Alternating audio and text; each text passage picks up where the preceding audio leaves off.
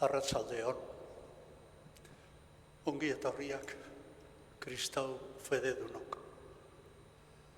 Barruko goze egarri batek bildu gaitu hemen arratsalde hontan. Bizi betiagoa eta zoriontsuagoa nahi genuke, eta geure barruko egarri hori maitasunak bakarrik bete lezake.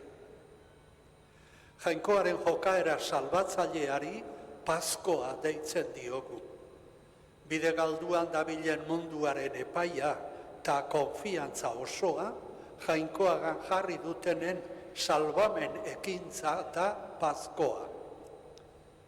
Giza historian jainkoak duen presentzia eta eragina agertzen du Jesusek jokaerak.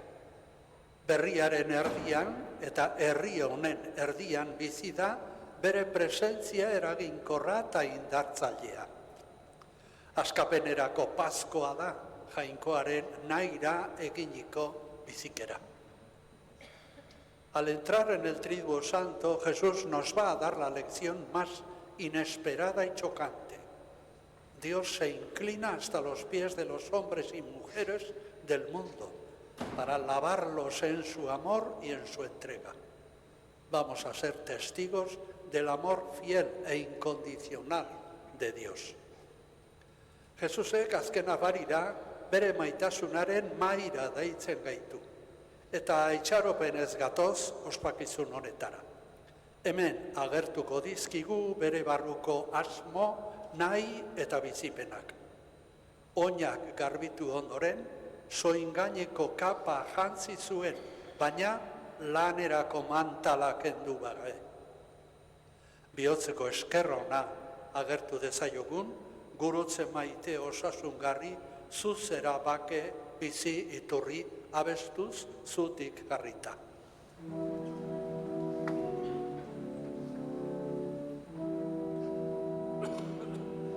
Gurutze maite osasungarri, zuzera bake bizi iturri. Denok berriz. Gurutze maite osasungarri, zuzera bake bizi iturri. Gu Kristo, gure jaunaren gurutzean behar dugu postu. Ura dugu izan ere gure osasun bizi eta biztu eta. Arek erosi eta askatu gaitu. Denok? Gurutze maite osasungarri, zuzera bake bizi iturri. Jangoikoak erruki gaitzala eta honetzi, aurpegi argiz begira eta erruki gaitzala. Gurutze maite osasungarri, zuzera bake bizi iturri.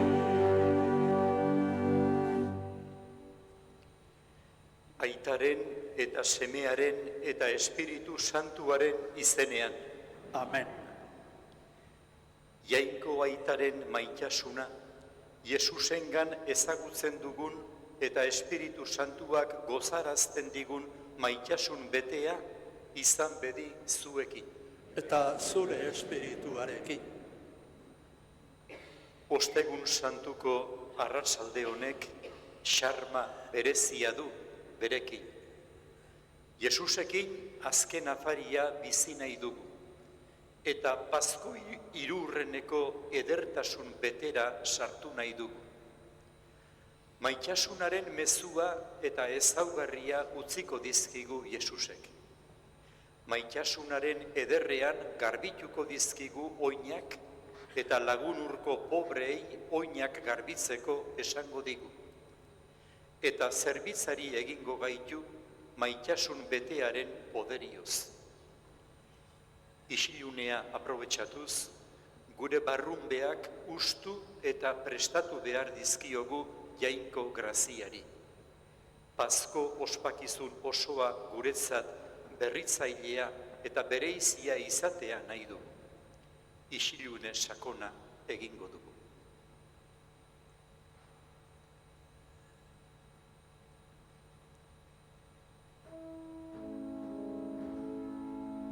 Jesus jauna, apagalki belaunikatuz, gure oinak garbitzen dituzuna. Erruki jauna, erruki jauna.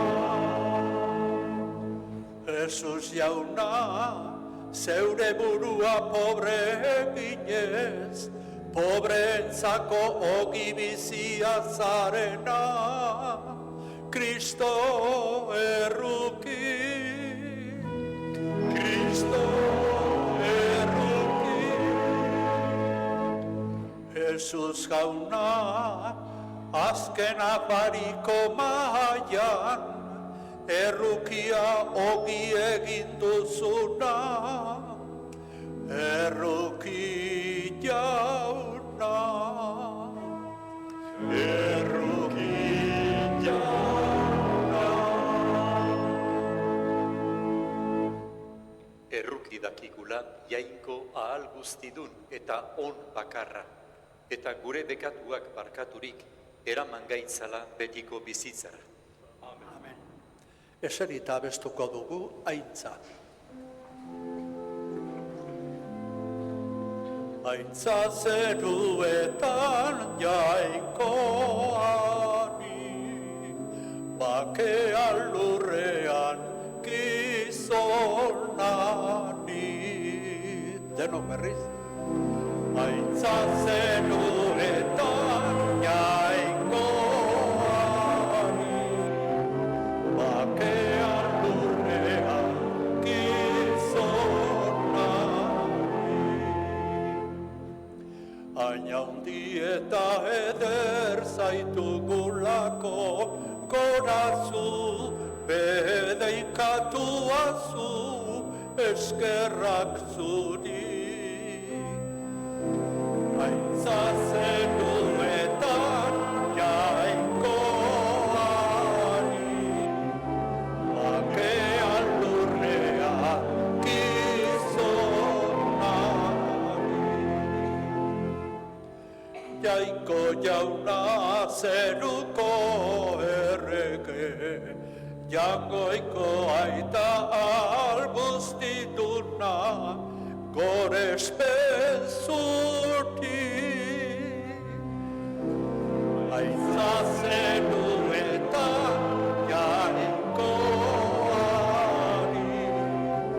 bakean lurrean gizonari.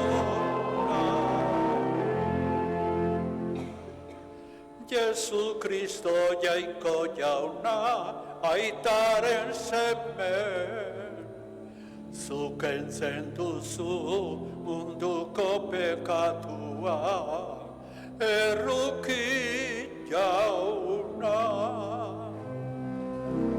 Aintza zeruetan Jainkoari, bakean lurrean gizonari. Zu bakarrik santua, Jesu Kristo, Espiritu Santuarekin, Jainko aitaren argita. Aintza zeruetan Jainkoari, bakean lurrean gizonari.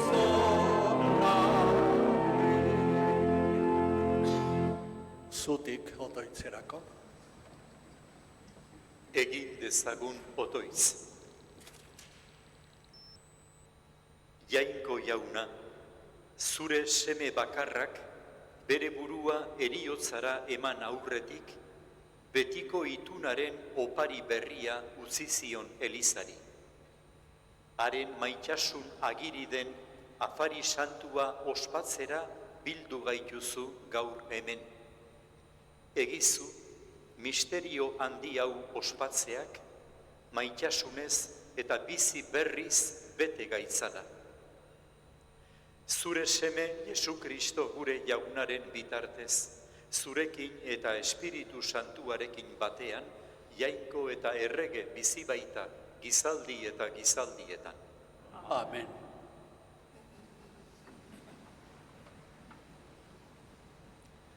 Israel herriaren Egiptoko morrontza da zapalketa guztien irudi. Zapalketa giro horren erdian jartzen da askapen ospaketaren jaia. Irteera liburuak erakutsiko digu. Vamos a escuchar el relato de la Pascua del pueblo judío, memoria de su liberación de Egipto. La comida apresurada expresa el dinamismo de los que están dando pasos hacia la liberación. Escuchemos del libro del Éxodo. Irteera liburutik. Egun haietan, honela mintzatu zitzaien jauna, Moisesi eta Aroni, Egiton. Hilabete hau izango duzue, hilabete nagusia. Urte guztiko lehenengoa. Ezaiozue Israeldarren elkarte osoari. Hilonen 10ean, bakoitzak abere xe bat hartuko du. Familia eta etxe bakoitzeko bana. Abere osoa jateko familia aski ez bada, aldameneko bizilagunekin elkartuko da. Bakoitzak jan dezakeenaren arabera zenbat lagun behar den kontuan harturik. Aberea akatsi gabe izango da. Arra urtekoa, arkume naiz antxume. Hilaren 14 arte gordeko duzue, eta egun horretan, ilunabarrean, Israeldar elkarteko guztiek hilko dute. Gero, odola hartu eta jango duzuen etxeko atearen bizi, zutoinak eta ateburua odolestatuko dituzue. Gau horretan, zutan errea jango duzu haragia, legamia gabeko ogiz eta belar mingotzez lagundurik. Honela jango duzue, gerria loturik, oinetakoak jantzirik eta makila eskuan, abiatzeko prest. Presaka jango duzue, jaunaren Paskoa bai da, hau da, jaunaren igarotzea. Gau horretan, Egipto osoan zehar igaroko naiz, eta hil egingo ditut Egiptoko lehen seme guztiak. Bai gizakienak eta bai abereenak, eta neure epaia emango diet Egiptoko jankoei. Hala ni jauna. Odola izango duzu ezaugarri, zuek zaudeten etxeetan. Odola ikustean aurrera igakoro naiz horrela. Nik Egiptoarrak jotzean izurriak ez zaituzte zuntzituko. Egun hau gogoangarri izango duzue eta jai nagusiz ospatuko duzue. Jaunaren ohoretan, jai honen ospakizuna betiko lege izango duzue, belaunez, belaun. Jaunak esana, eskerrak zuri jauna.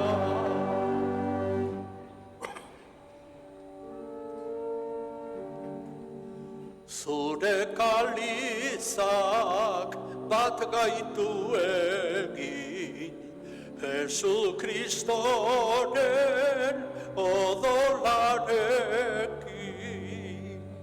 Denok.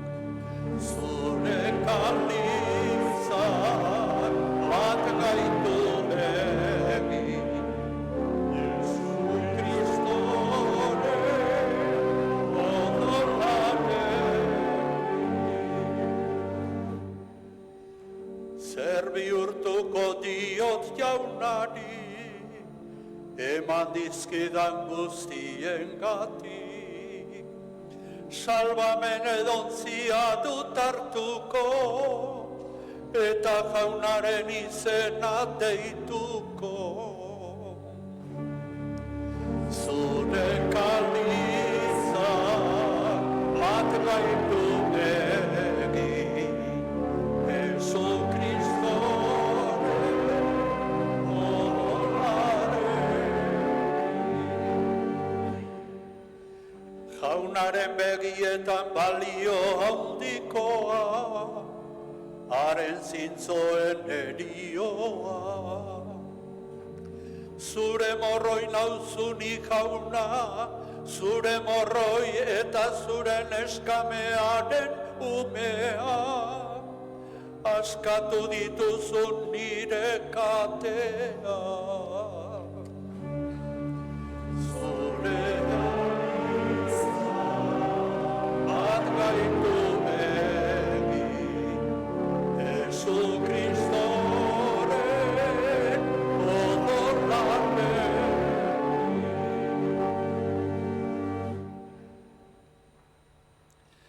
Eukaristiaren ospaketa berri onaren adierazpena eta oihua da. Hala esango die San Pablo Korintokoei. San Pablo nos recuerda cómo fue la institución de la Eucaristía y el sentido que Jesús dio a su última cena. Escuchemos a San Pablo.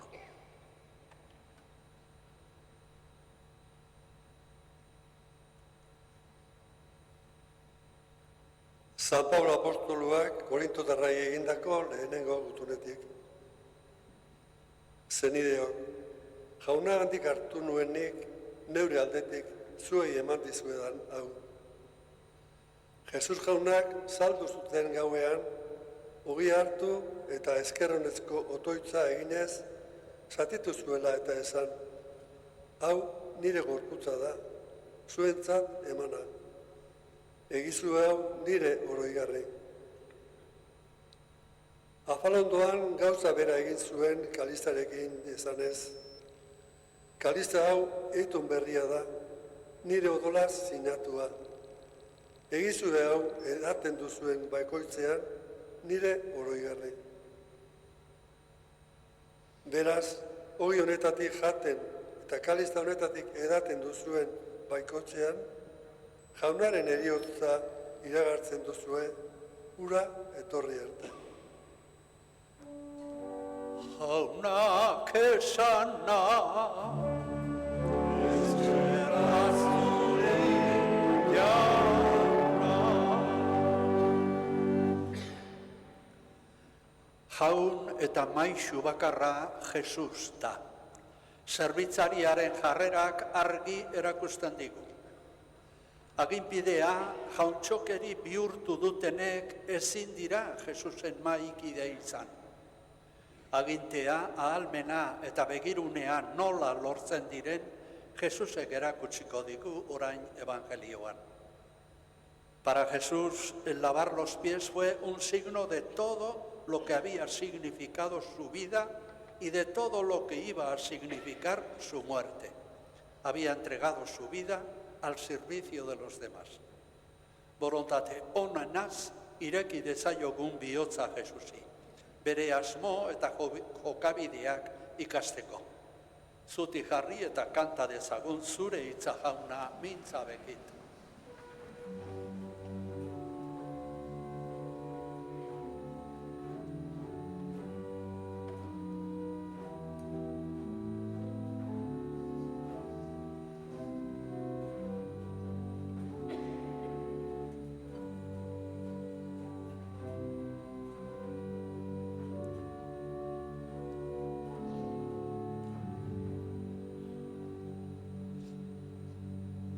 Denok. Zure hitza jauna mintza bekit, betorkit ni neuri zeuk esani. Zure hitza jartxo nahi dut ni, jainkoz radin gerta.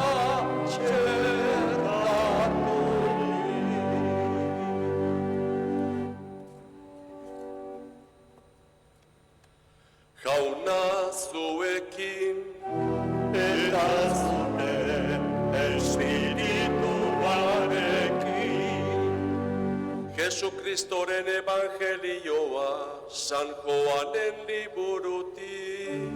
Aitza zuri jauna.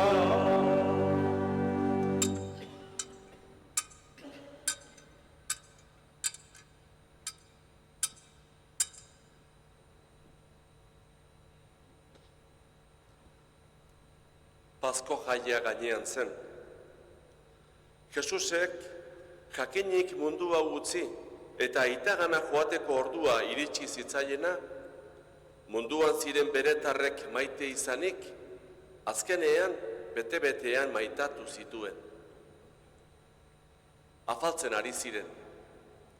Ordurako deabruak sartua zion buruan Simon Iskarioteren seme Judasi, Jesus saltzeko asmoa. Jesus, jakinik aitak dena bere esku jarri ziola, Jainkoagandik etorria zela eta Jainkoagana zijoala, jaiki zen maitik, erantzi zuen soingainekoa eta eskuzapia harturik gerrian lotu zuen. Gero, ontzi bat urez bete eta ikasleei oinak garbitzen hasi zitzaien. Eta gerrian zuen eskuzapiaz lehortzen. Simon Pedrogana iritsi zenean, honek esan zion.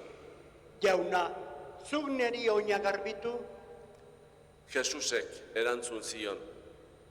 Ni egiten ari naizena, zuk ez duzu orain ulertzen, geroago ulertuko duzu. Zuk ez didazu sekula niri oinik garbituko. Garbitzen ez bazaitut, ez duzu nirekin zerrikusirik izango. Jauna, orduan oinak ez ezik, baita eskuak eta burua ere.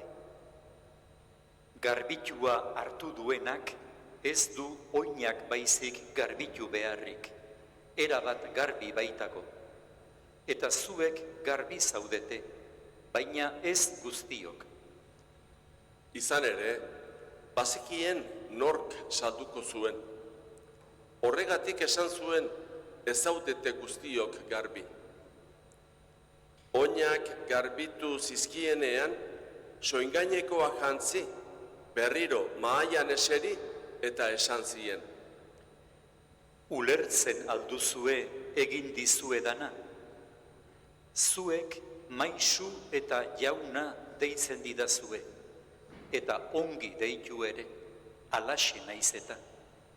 Beraz, nik jauna eta maisua naizen honek, zuei oinak garbitu badizkizuet, zuek ere elkarri oinak garbitu behar dizkiozue. Jarraibide eman dizuet, zuek ere nik zuekin bezalaxe joka dezazuen. Jaunak esana, Eskerrak zuri jauna. Zure hitzak jauna bizitza da. Idazu hitz horren hauska da.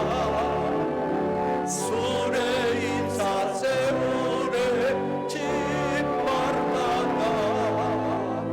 Zakizkit zeure suta lamata.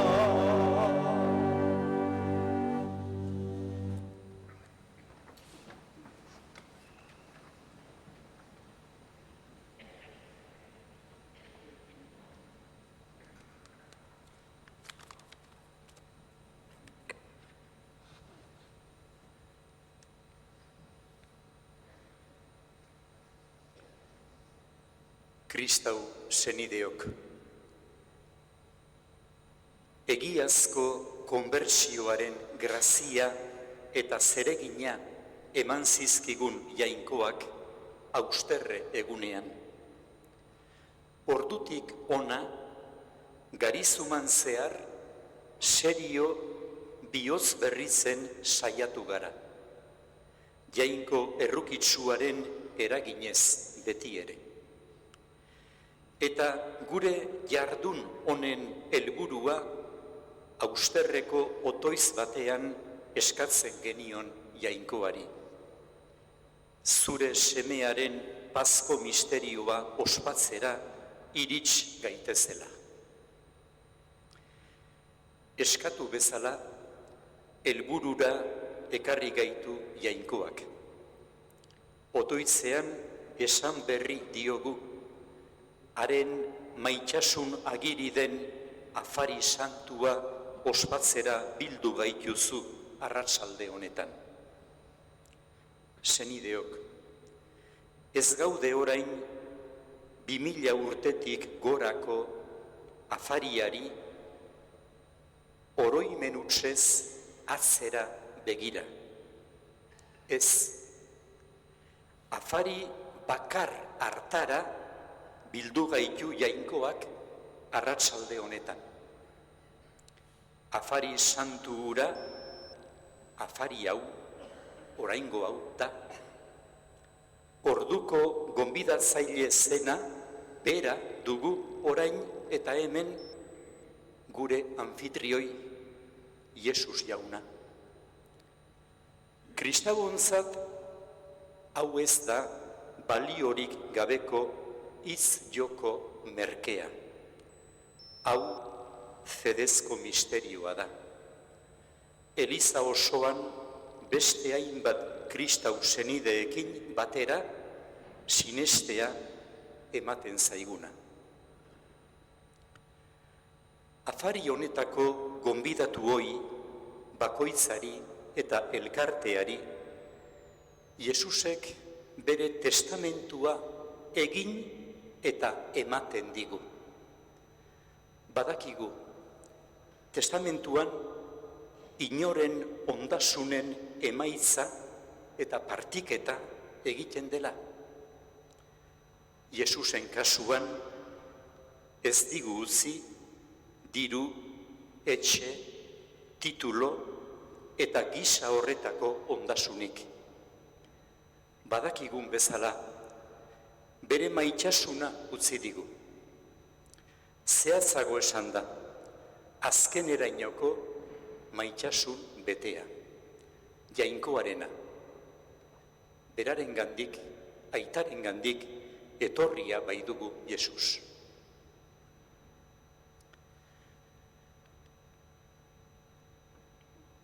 Alde batetik, maitasunaz mintzo garenean, zerbait ezagunaz ari gara. Baina Jesusek uzten digun maitasun hau ezohikoa da. Begira, afari honetan jankideak, afaltiarrak, Pedro, Judas, Joan eta besteak Jesusekin afari egin eta berehala gertatzen dira oso gauza ezkorrak. Pedrok ukatu egingo du 3 aldiz, oinak garbizera datorkionean, berari oinik ez garbizeko esango dio, baina Jesusek ere Pedroren ordagoa jaso eta erantzun sendoa ematen dio.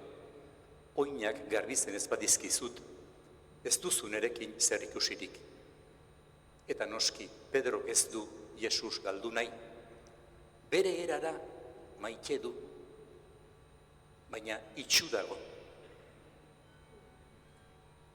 Azkenean utzi dio Jesusi oinak garbitzen, baina ez du ulertu zer egin dion Jesusek. Edo zenbateraino maitatu dun. Judasek ze esanik ez, saldu egingo du. Besteek ulertu dutena ulertuko zuten, baina berehala Jesus gurutzera bidean doala, denek ies egingo diote. Beraz, ze maitasun klase isurtzen du Jesusek bere azken afarian, eta esan dugun bezala, azken afari hura eta gaurko hau bat bera da. Orduko afaltiarrak eta gu afaltiarrok talde berekoak gara. Esan nahi nuke, azken afarian, Jesusek Jainkoaren izenean isurtzen digun maitasuna jasotzeko, ulertzeko pixka bat, eta batez ere bizitzeko geure denbora behar dugu, eta geure eskarmentua. Ze eskarmentu? Pedrok, Judasek, besteek bezala, lehenengotik eta bigarrengotik eta hirugarrengotik ezingo diogula Jesusi itzuli bere maitasun hori. Eta horrela maitatu gaitu Jesusek. Berak gu bai eta guk bera ezin maitatu. Hau da, Jesusen maitasuna lehenik eta behin salbatzailea da. Salbatu egin behar gaitu, bera maitatzeko gai egin, eta lagun urkoa maitatzeko gai egin, batez ere etsaiak. Horregatik gatoz Jesusen azken afarira, behin eta berriro. Sekula ez dugu behar beste jasoko Jesusen maitasuna. Eta sekula ez diogu itzuliko behar beste merezi duen maitasuna. Baina horrela maite gaitu, eta horrela garamatza Jesusek bere atzetik. Hori da gure poza.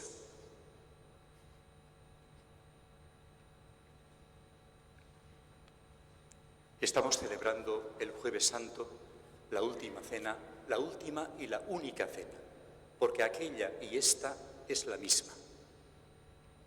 La última cena de Jesús no se repite, se actualiza siempre la misma cena. Y en esta cena Jesús, como he dicho en euskera, nos ha derramado el amor de Dios, que es un amor muy especial, es un amor rompedor, es un amor ante el cual necesitamos escarmentarnos. ¿En qué sentido? En que, como Pedro, después de la última cena, al de poco, no le va a poder seguir a Jesús, aunque le diga, daré mi vida por ti, pero no va a poder a la hora de la verdad. Judas, no digamos, le va a traicionar. Los demás se van a ir, se van a escapar a la hora de la verdad. Jesús los ha amado y ellos no pueden amar a Jesús. Es nuestra historia, igual que la de ellos. Y necesitamos descubrir esto. Necesitamos descubrir que Jesús nos ama y mientras no nos salve con su amor, no podremos amarle. Pero eso sí, a poco que nos salve y a poco que le amemos, vamos a experimentar que ese es el tesoro escondido. El que Dios nos concede tropezar con Él, alegrarnos indeciblemente y sacrificar todo por Jesús. Esta es una gracia y una tarea de por vida, hasta que demos el último suspiro. Continuemos la celebración de esta Eucaristía dándole gracias a Dios y suplicándole su amor.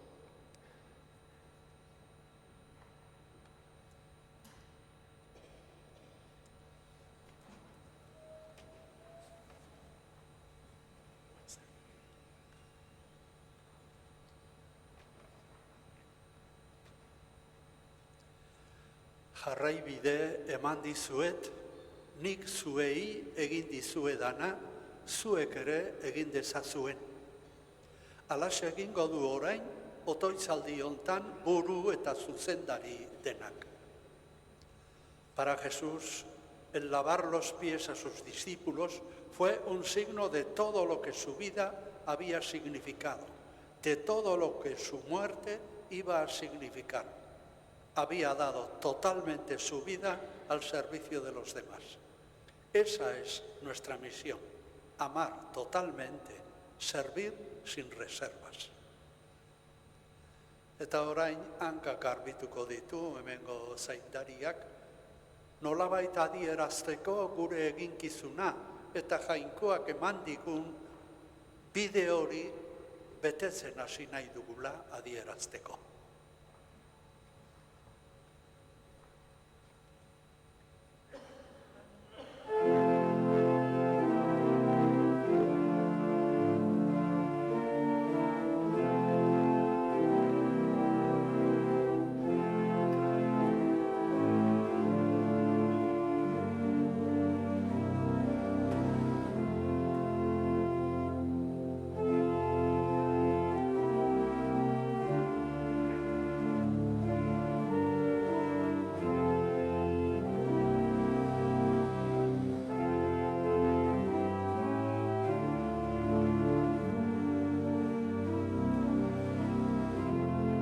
Kanta dezagun denok maitasuna non.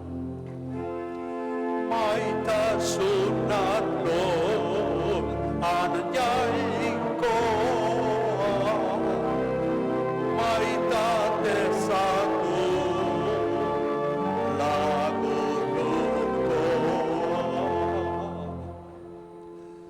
Munduko sinismenik handiena banu ere, maitasunik ez badut, ez naiz ezer.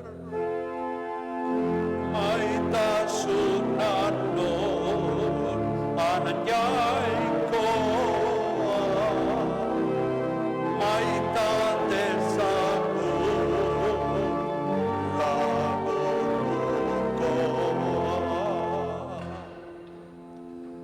Ondasuna behar zuei banatuta, mirariak eginda ere, maitasunik gabe dena alperri. Maitasuna non, anan jainkoa, maitatezagun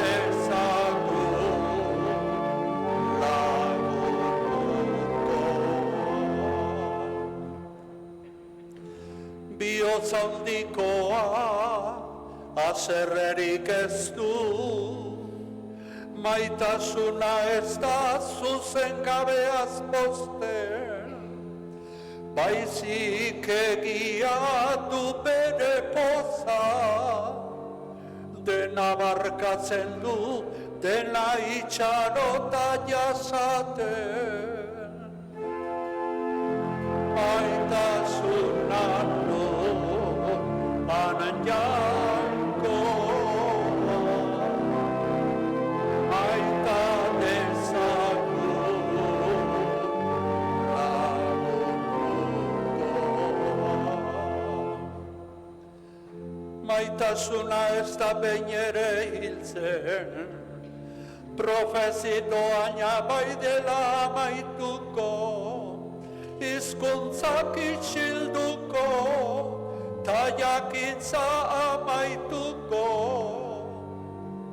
Orain fedea, esperantza eta maitasuna, hiru hoe dauzkagu, handiena maitasuna da. Maitasuna non, anan jainkoa, maitatezagun lagunurkoa.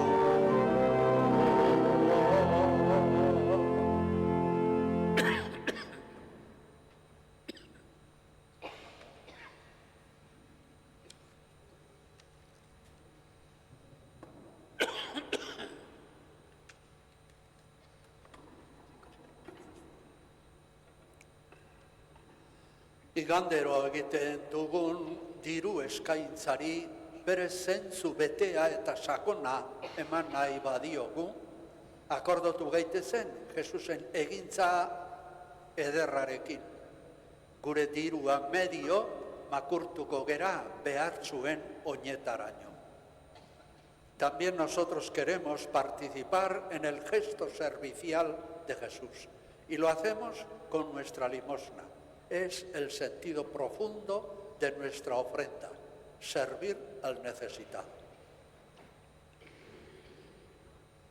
Jakingo duzuen moduan, Arantzazuko santutegiak elkarrekin bila izeneko proiektu sozial bat ipini zuen martxan 2014 Franziskotarrek eta laiko talde batek bultzatuta. Gizartean txertatzeko eta bizimodu duin bat izateko zailtasunak dituzten personei laguntzeko ekimen bat da. Martxoa eta urria bitartean, 3 eguneko egonaldi bat eskaintzen diegu talde hauei, beraientzako inolako diru kosturik gabe, eta egun hauetan aisialdia eta heziketa aukera ezberdinak eskaintzen zaizkie. Aurten ere martxoan eman zaio hasiera proiektuari. Honek kostu bat dauka jakina, eta laguntza publikoak jasotzen ditugun arren, hori ez da nahikoa kostu guztiari aurre egin ahal izateko. Hori horrela izanik, zuen eskuzabaltasunera jotzen dugu. Garizuman zehar, meza nagusian jasoko den dirua proiektu honetara bideratuko da. Otoitza eta barauarekin batera, ederra da Garizuman pobre eta baztertuekin gogoratzea, eta horrelako proiektu bati laguntza ematea. Horregatik, orain egingo den diru eskea persona hauei laguntzeko izango da. Eskerrik asko zuen eskuzabaltasunagatik.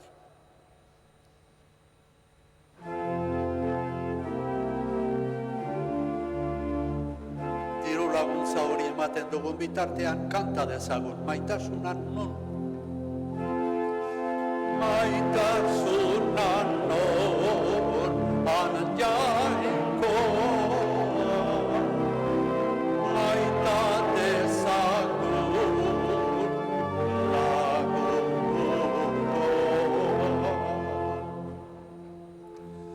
Munduko sinismenik handiena banu ere, maitasunik ez badut, ez naiz ezer.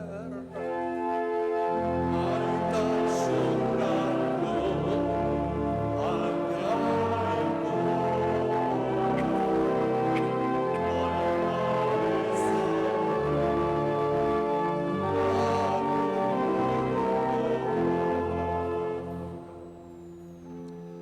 ondasuna behartzuei banatuta, mirariak eginda ere, maitasunik gabe dena alferri.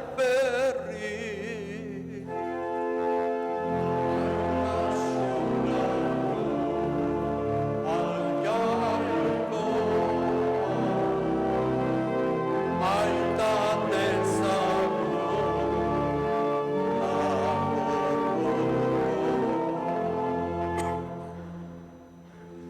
Bihotzandikoa haserrerik ez du,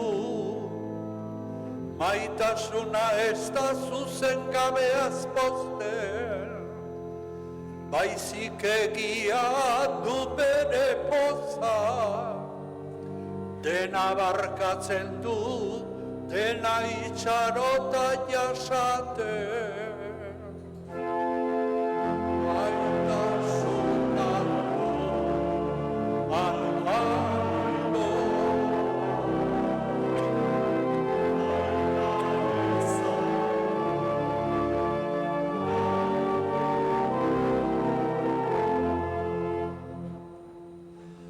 Maitasuna ez da behin ere hiltzen, Profezitoaina bai dela amaituko, hizkuntzak isilduko, ta jakintza amaituko.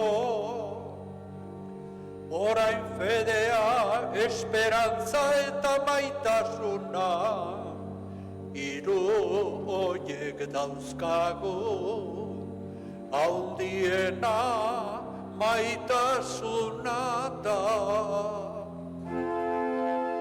Maitasuna anajaiko, maitatezaku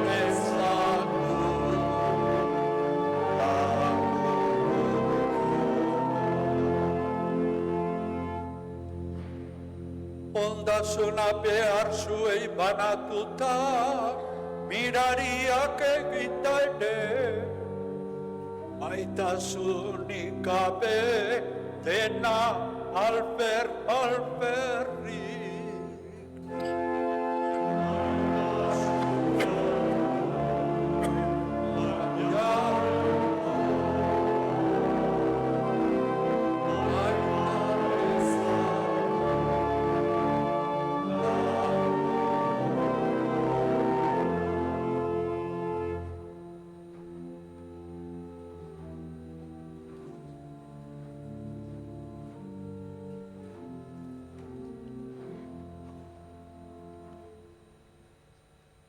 Senide maiteok, jaunaren afaria ospatu aurretik begira ditzagun Elizaren eta munduaren beharrak, eta eska dezagun jaunaren maitasuna guztientzat. Entzun jauna gure eskaria, entzun jauna gure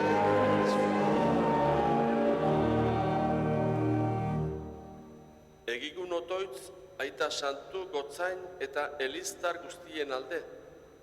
Jaunaren afaria berritzen dugunez gero, izan gaitezela elkarrekin zerbitzari eta maita dezagula beti elkar.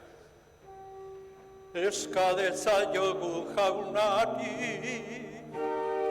entzun jauna gure eskaria.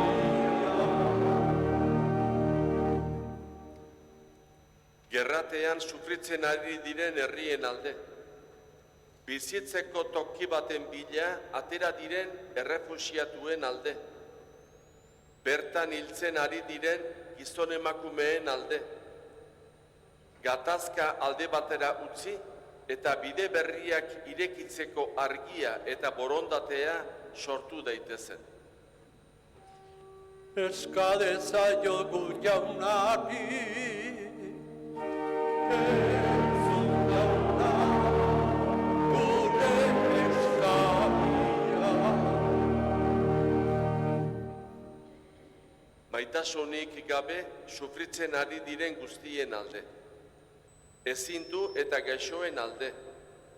Krisiak zauritzen dituenen alde. Jaunaren maitasunak itxaropenez bete ditzan eta gure solidaritateak poztu. Eska dezaiogun jaunari, entzun jauna gure eskaria. Munduko eta gure herriko bakearen eta elkartasunaren alde. Eragozpenak gaindituz eta elkar errespetatuz, senidetasunean aurrera egin dezagun. Eska dezaiogun jaunari, entzun jauna gure eskaria. Entzun gure aita ona, fedez eskatu dizuguna. Hala eskatzen dizugu gure maitasunez hilden Jesu Kristo gure jaunaren bitartez. Amen.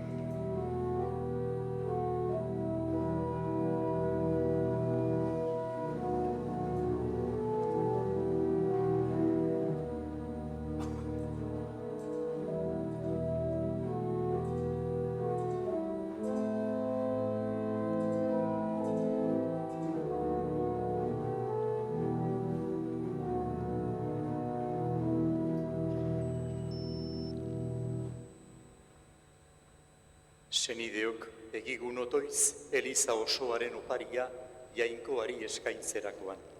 Jainkoa goresteko eta gizona salbatzeko. Egizu, jauna, parte har dezagula sarri sakramentu honetan, gure erospena gerta berritzen baita, jaunaren opariaren oroigarri hau ospatzen dugun bakoitzean. Jesu Kristo gure jaunaren bitartez. Amen. Jauna zuekin Eta zure espirituarekin gora bihotza jaunaka dauzkagu. eskerrak jaungoiko gure jaunari.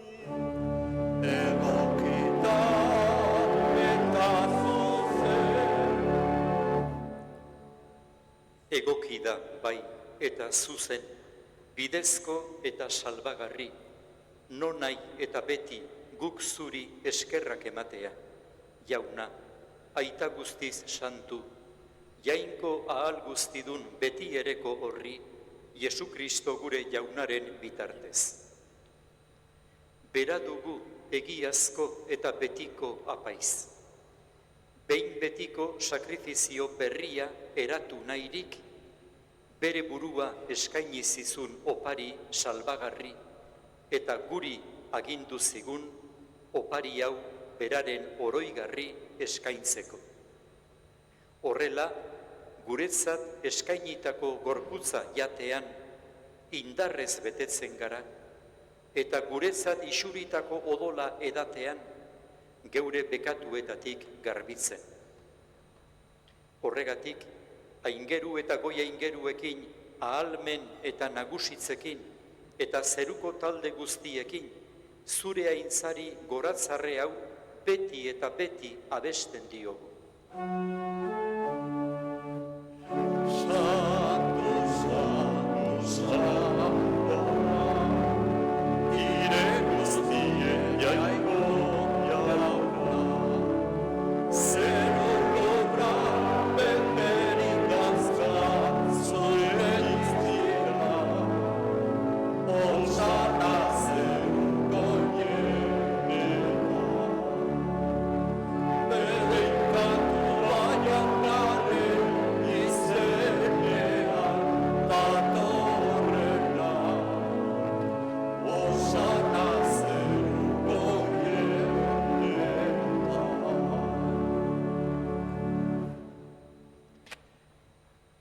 Santu zara, bai, jauna, eta santutasun guztiaren iturri. Egitzazu bada, santu ogi ardo hauek zeure espiritua isuriz, Jesu Kristo gure jaunaren gorputz eta odol egin daitezen guretzat. Berak saldu zutenean eta bere gogoz gurutzera zioala, ogia hartu eta eskerrak emanez zatitu zuen eta bere ikasleei eman zien esanez.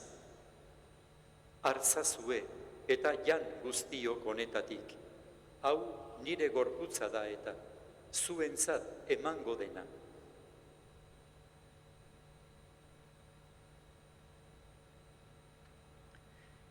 Era berean, afalondoan, kaliza harturik, berriz ere eskerrak emanez, bere ikasleei eman zien, esanez. Hartzazue eta edan guztiok honetatik, hau nire odolaren kaliza da eta, itun berri eta betikoaren odola, zuentzat eta askorentzat bekatuak barkatzeko isuriko dena. Egizue hau nire oroigarri.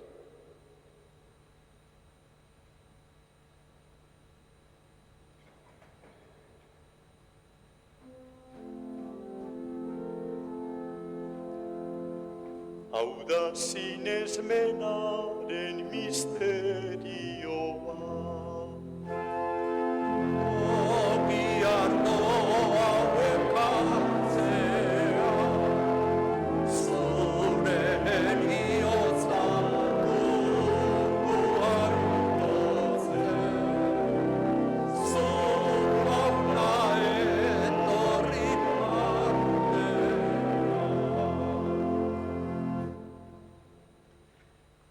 Horregatik, jauna, zure semearen eriotza eta piztuera gogoratuz, biziaren ogia eta salbamenaren kaliza eskaintzen dizkizugu, zuri eskerrak emanez, aldarean zeure zerbitzari onartu gaituzulako.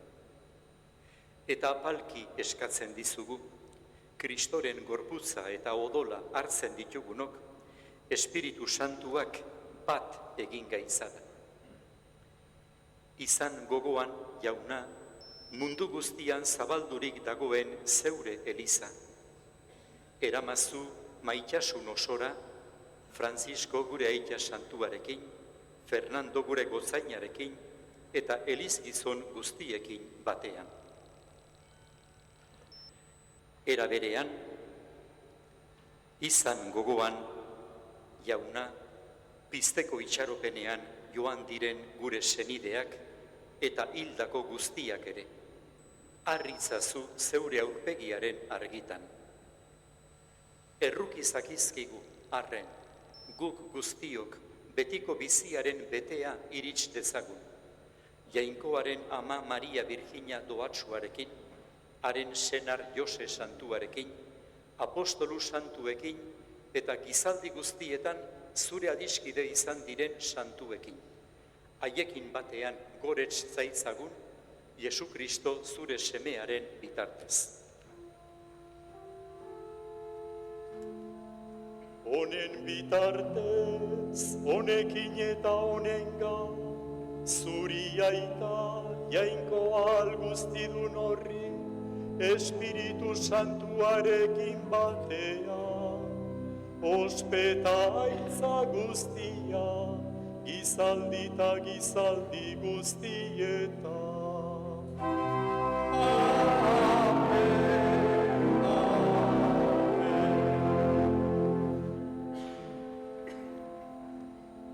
Salbatzaileak aginduta erakutsiari jarraituz, beldur gabe kanta dezagun.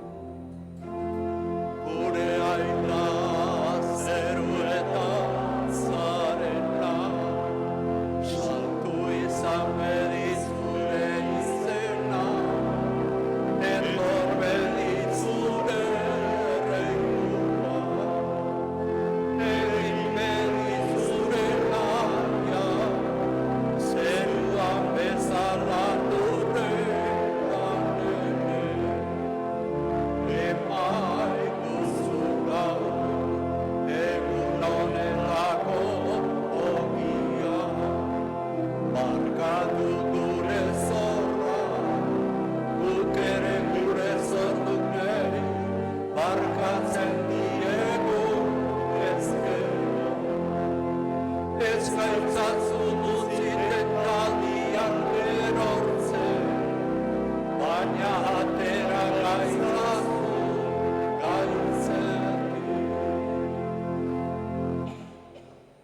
Atera gaitzazu, jauna, gaitz guztietatik.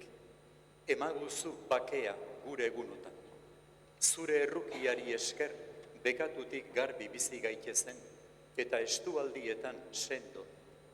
Betiko zorionaren itxaropenean, Jesu Kristo gure salbatzailea noiz etorriko den zain gaudela. Zurea duzu errebetza, zureak ospeta indarra, orain eta beti. Jesu Kristo gure jauna, zuzara gure bakea. Zuk esan zenien apostoluei, bakea uzten dizuet neure bakea ematen. Begira zeure elizaren sinesmenari eta ez gure bekatuei. Eta zure gogoa den bezala, emaiozu elizari bakea, eman batasuna. Errege bizi baizara gizaldi eta gizaldietan. Amen. Jaunaren bakea beti zuekin, eta zure espirituarekin. Emaiozue elkarri jaunaren bakea.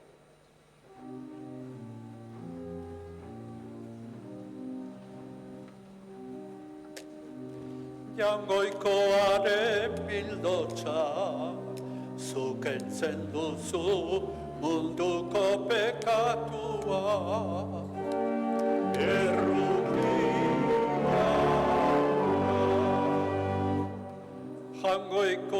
Kristoaren bildotza, zuk kentzen duzu munduko pekatua. Errukia, Jaungoikoaren bildotza, zuk kentzen duzu munduko pekatua. Emaiguzu bakea. Ona hemen Jaungoikoaren bildotza, munduko bekatuak kentzen duena, munduak behar duen agortezineko maitasuna, zorionekoak bere maira deituak. Jauna, ni ez naiz inor zu nire etxean sartzeko, baina esazu hitz bat eta sendatu.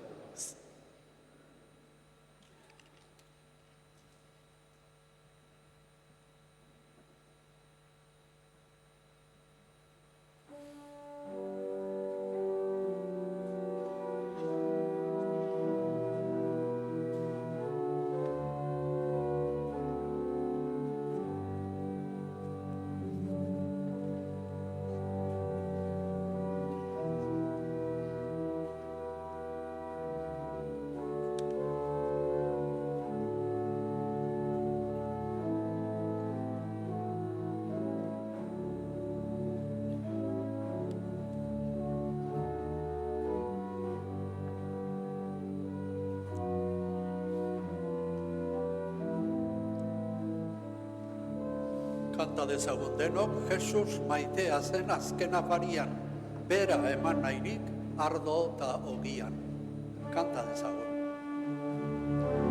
Jesus maitea zen azken afarian,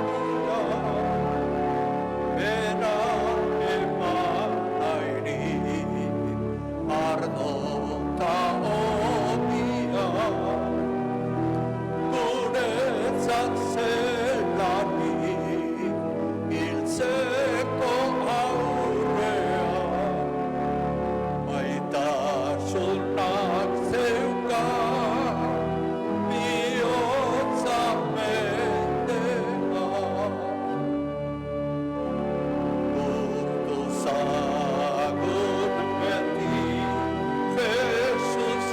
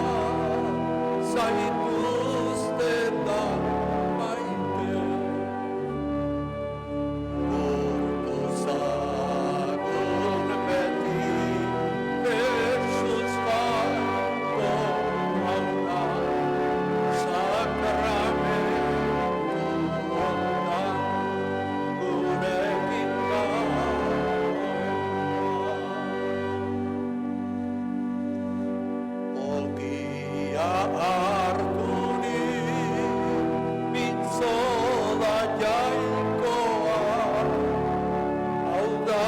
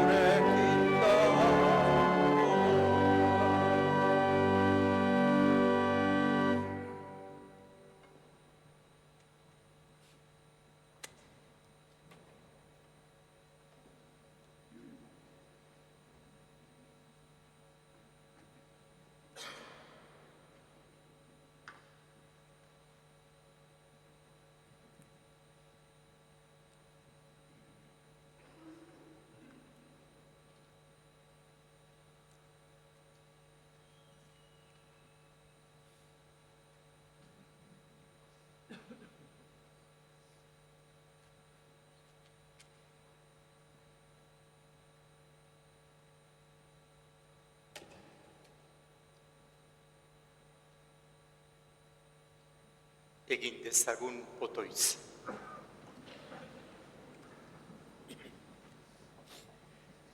Jainko errugitsua, hemen ospatu dugun zure semearen afarian berriztatu gaituzu. Egizu, egunen batez, haren erreinuko mahaian ase gaitezela. Errege bizi baita gizaldi eta gizaldietan. Amen. Maitasunaren bidez elkartekide izatea ez zaigu berez sortzen.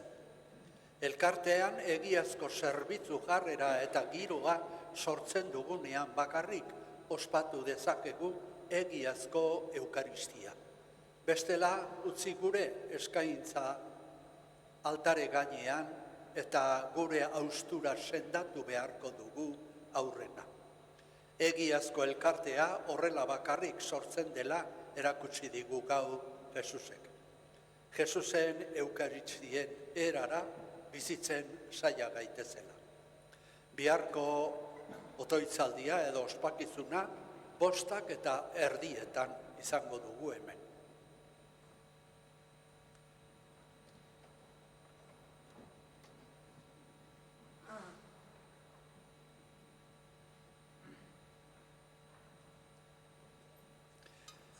Ez gaitu bakarrik utzi, sakramentuan gelditu da gurekin Jesus.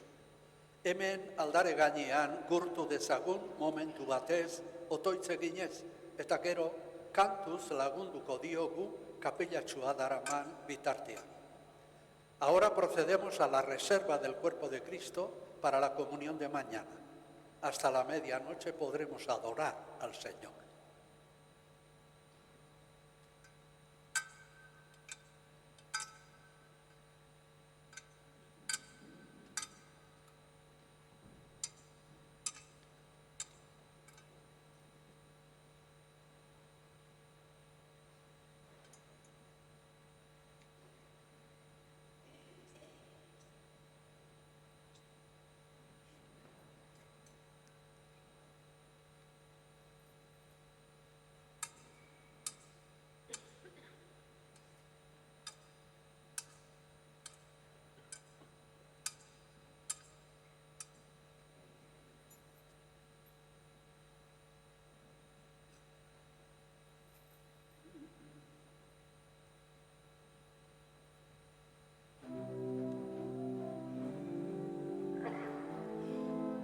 Kanta gorputz santuaren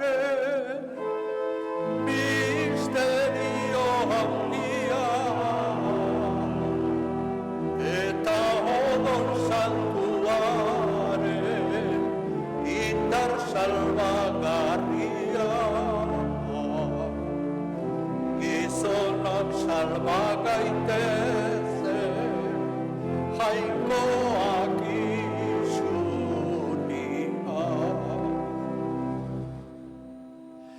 azken gauez lagunekin apaltzen zela hani asko tordua jantzuten jarraituz legeani gero bera eskaini zen amabien hanabi. Itzez hitz bere gorputz bat bihurtzen du ogia eta ardoa bere horra minaria dudaldian bedea da bihotzaren argia. Sinismen sakramentua gurtu dezagun hauspe Kristo da